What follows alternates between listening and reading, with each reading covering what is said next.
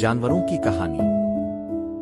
कहानी जंगल की एक मुतहर्रिक वजाहत के साथ शुरू होती है, इसे एक जिंदा वजूद के तौर पर मुतारफ कराती है। कहानी जंगल की एक मुतहर्रिक वजाहत के साथ शुरू होती है, इसे एक जिंदा वजूद के तौर पर मुतारफ कराती है। फिन नौजवान लोमड़ी बेचैन और एडवेंचर के लिए बेचैन है। इसका तजस्सुस अक्सर इसे जंगल के उन हिस्सों को तलाश करने की तरफ ले जाता है जो दूसरे देखने की हिम्मत नहीं करते हैं। फिन नौजवान लोमड़ी बेचैन और एडवेंचर के लिए बेचैन है। इसका तजस्सुस अक्सर इसे जंगल के उन हिस्सों को तलाश करने की तरफ ले जाता है जो दूसरे देखने की हिम्मत नहीं करते हैं। एक रात फिन को जंगल के किनारे से आने वाली अजीब व गरीब रोशनियों और आवाजों का पता चला। वो इसे दूसरों के साथ बांटता है, जानवरों में तजस्सुस और खौफ को भड़काता है। जानवरों को मालूम होता है कि इंसान एक नई तरक्की के लिए जंगल का कुछ हिस्सा खाली करने का मंसूबा बना रहे हैं। फिन ने इंसानों की जासूसी करने और मजीद मालूमात इकट्ठा करने का एक जुर्रतमंदाना मंसूबा पेश किया। फिन ने बिल्स और डेला नामी एक बहादुर हिरन के साथ इंसानी कैंप के सफर पर निकला। उन्हें मुख्तलिफ चैलेंजों का सामना करना पड़ता है, बशमूल एक बिखरे हुए दरिया को उबूर करना और शिकारियों से बचना। वो टिल्डा नामी एक अक्लमंद बूढ़े कछुए से भी मिलते हैं जो उन्हें इंसानों से निपटने के बारे में अहम मशवरे देता है। ग्रुप को पता चला कि इंसान सड़क बनाने के लिए जंगल के एक अहम हिस्से को तबाह करने का इरादा रखते हैं। फिन जंगल में वापस आया और जानवरों की रैलियां निकालता है, उन्हें इंसानों के खिलाफ मौक़िफ़ इख्तियार करने की तरगीब देता है। एल्डन ने जानवरों के हौसले को बढ़ाते हुए जंगल की ताकत और लचक की कदीम कहानियां शेयर की।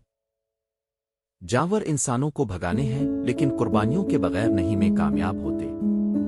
एल्डन का इंतकाल हो गया हिकमत और हिम्मत की मीरास छोड़कर, और जानवर इंसानों की कोशिशों को सबूताज करने के लिए अपनी मुनफरिद महारत का इस्तेमाल करते हैं। अस्के गहरी दोस्त मशीनरी में खलल डालते हैं, जबकि डेला एक रेवड़ की रहनुमाई करती है ताकि रसाई की सड़कें बंद की जाए। इंसान अपनी कोशिशों को तेज करते हैं, मजीद सामान और कारकुन लाते हैं। फिन और उसके दोस्तों को एहसास है कि उन्हें इंसानों को पीछे छोड़ने के लिए मजीद हिकमत अमली की जरूरत है। जानवर इंसानों को भगाने हैं, लेकिन कुर्बानियों के बगैर नहीं में कामयाब होते। अलिफ जानवर जंगल के तबाहशुदा हिस्सों को ठीक करने के लिए मिलकर काम करते हैं। फिन एक रहनुमा के तौर पर उभरता है, जानवरों को रोशन मुस्तकबिल की तरफ रहनुमाई करता है।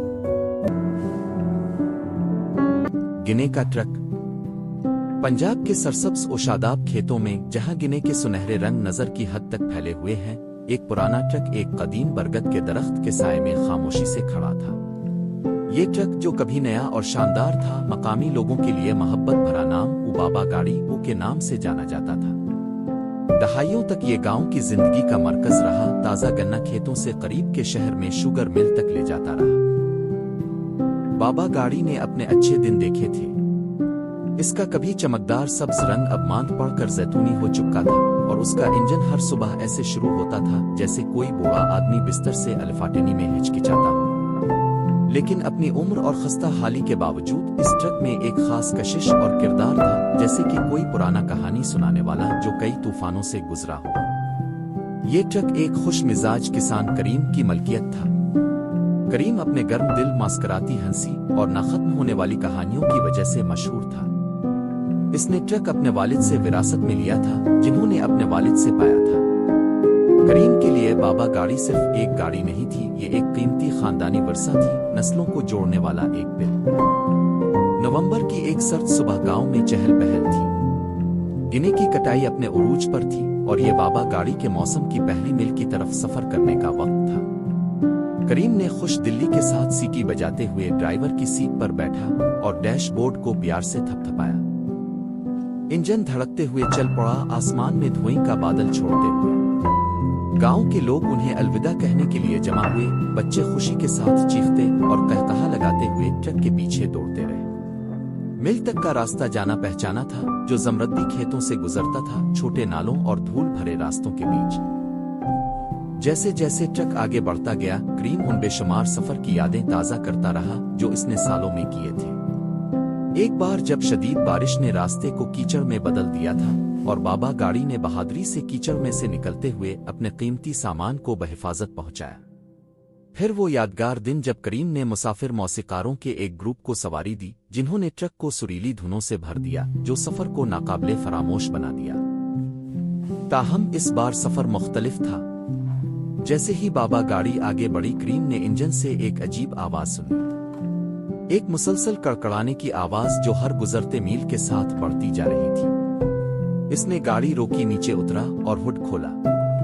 اس کا دل ڈوب گیا جب اس نے مسئلہ دیکھا، ایک ٹوٹا ہوا فین بیلٹ۔ جیسے ہی بابا گاڑی مل میں داخل ہوئی کریم کو کامیابی کا گہرا احساس ہوا۔ ٹرک نے ایک بار پھر اپنی پائیداری ثابت کی، ان لوگوں کی مہربانی اور دوستی کی بدولت جو انسان اور مشین کے رشتے کو سمجھتے تھے۔ گنا آتا لیا گیا اور کریم واپس گاؤں کی طرف روانہ ہوا۔ ٹرک اب ہلکا تھا لیکن اس کا دل بھرپور۔ اس نے محسوس کیا کہ شوگر کین ٹرک کا سفر صرف فصل کو ایک جگہ سے دوسری جگہ لے جانے کے بارے میں نہیں تھا، یہ راستے میں بننے والے تعلقات کے بارے میں تھا، شیئر کیے گئے مسکراہٹیں، مدد کرنے والے ہاتھ اور وہ کہانیاں جو آنے والی نسلوں تک سنائی جاتی رہیں گی۔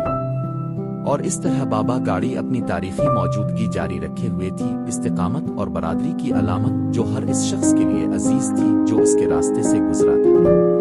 ان لوگوں کے دلوں میں جو اس کی کہانی جانتے تھے، پرانا ٹرک محض ایک مشین نہیں تھی بلکہ زمین اور لوگوں کی خدمت کرنے والی ابدی روح کا